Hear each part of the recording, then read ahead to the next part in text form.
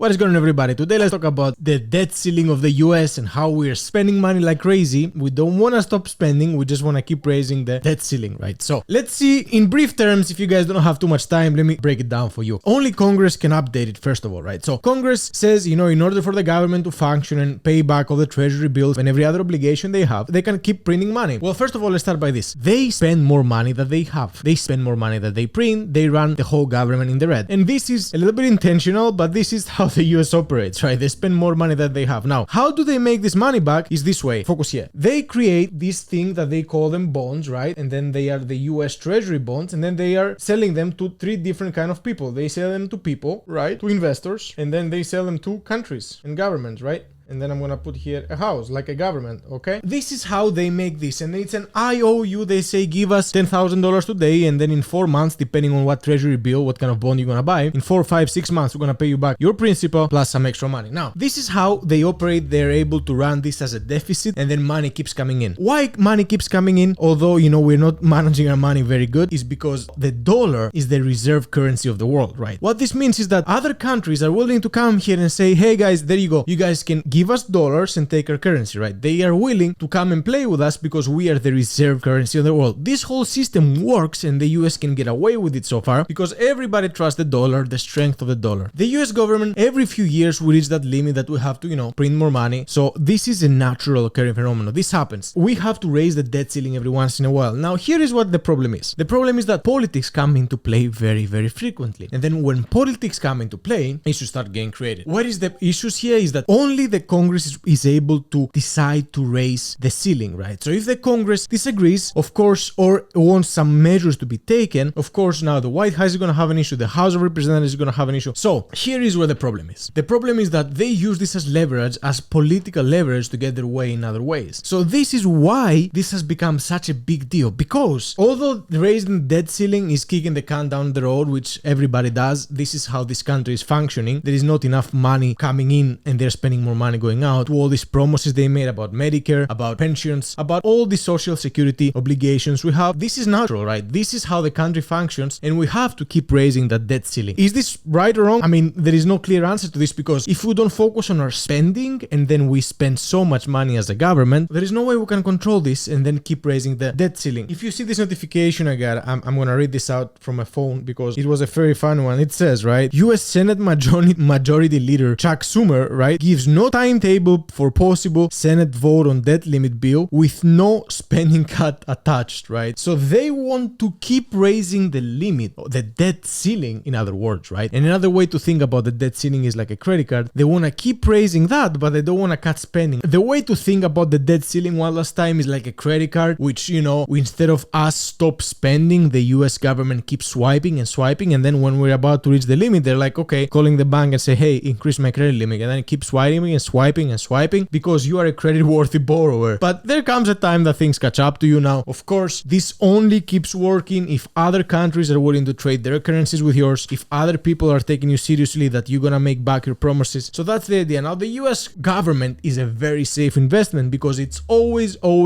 has made good on their promises of paying people back, of paying people their money, right? If you buy a 6-year treasury bill, they're gonna give you your money back and then some in 6 years, no questions asked. Now, the problem, and what is gonna create a huge avalanche, which can, spiral off control really fast, is if at some point they say, we cannot pay the pensions anymore. And now, for a brief days, because they try to play political games, they're gonna shut down the government because there is no funding, because they try to put some pressure. But if a serious IOU situation like a treasury bill cannot be paid back in pensions, in social security, in all these things, which are ticking bombs, by the way, they're grossly mismanaged, and then they keep asking for more money because there is promises that were made to people in the 30s, these boomers in their 20s and 30s back in the 50s. Now, these people were promised they're gonna get pensions, they're gonna get social security, so this is a ticking bomb. But these promises, if they're not paid back, and then people don't take the US dollar anymore seriously, this is gonna spiral of control really really fast. Now, this is in nobody's interest because since the US is look how funny that is, right? Because since the US is the main epicenter of the economy that controls the entire economy, this is what happens. Now, if we avalanche out of control as a country, then the whole world economy is gonna avalanche out of control. So this is in nobody's interest. It's a game they created and try to keep it together, and there is a lot of moving pieces into this, but the bigger idea here is again that we have to focus on spending more than we have to focus on raising the debt ceiling, on managing money better, on cutting programs that they are not actually helping the entire government, they're not actually helping the population, they're not actually helping hardworking people. Here I have a video here for you, and then we're gonna commentate it. Only Congress can update it, which means the need to do so triggers regular showdowns between Congress and the White House, with the potential to erode the U.S.'s creditworthiness, destabilizing financial markets, and raising borrowing costs for everyone. Let's back up. Like many households, the U.S. government does not run a balanced budget, meaning it spends more money than it takes in. Exactly. To cover that gap, the government borrows huge amounts of money. How? By selling bonds, U.S. treasuries, to individuals, professional investors, and other countries. So think of the debt ceiling as the limit on Uncle Sam's credit card, the maximum amount the federal government can borrow through sales of bonds. As people, we do the same thing day by day, right? If you don't do good on your obligations, if you don't pay, if you keep just focusing on your credit and growing on credit, it's crazy how this country is built on credit, and even its own government, it's operating purely on credit, right? Now, the key word here is credit worthy. The US is still credit worthy, still paying back, and for years and years to come, they're still gonna be paying back because they created this whole thing, right? But if you really look closely into it, you're gonna realize it's all a facade because they're just printing through thin air. And then everybody trusts the US because we have the manufacturing, because we have the innovation, because we attract the best talent, all these great attributes, right? But it's a very interesting kind of dynamic to see how, people start trusting you, and then once they start trusting you as the world economy, that they don't question you anymore, right? So let's keep watching. That the government still has to make good on its existing obligations. Everything from Social Security checks and veterans benefits to interest and principal owed to bondholders. Once the U.S. reaches its debt ceiling, the Treasury Department is forced to take extraordinary measures, basically get creative with its accounting, such as temporarily not paying into government employee pensions. Once it has exhausted these measures and cash on hand, the government is at risk of defaulting. So how did changes to the debt ceiling, which was created back in 1917, come to have such high stakes? Some lawmakers have increasingly used the ceiling as political leverage to wrangle concessions from the other side. In the mid-1990s, House Speaker Newt Gingrich faced off against President Bill Clinton, refusing to raise the debt ceiling unless the White House agreed to offset it with reduced government spending. There you go. This is the answer. This is the issue that they always facing and they'll keep facing for years to come because, again, it's so easy to raise your credit limit if you control the bank.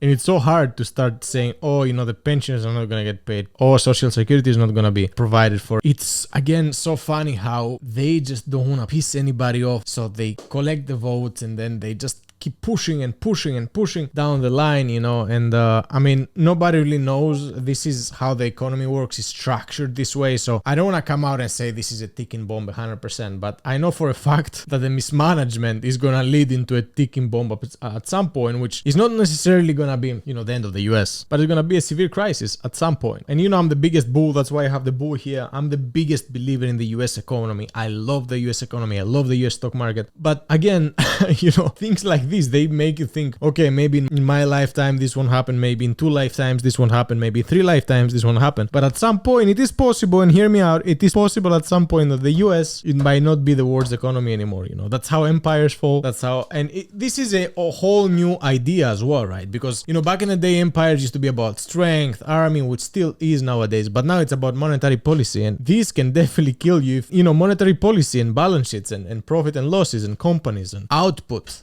productivity, gross domestic product. In 2011, another fight over the debt ceiling rattled investors and led ratings company S&P to downgrade the US's AAA credit rating.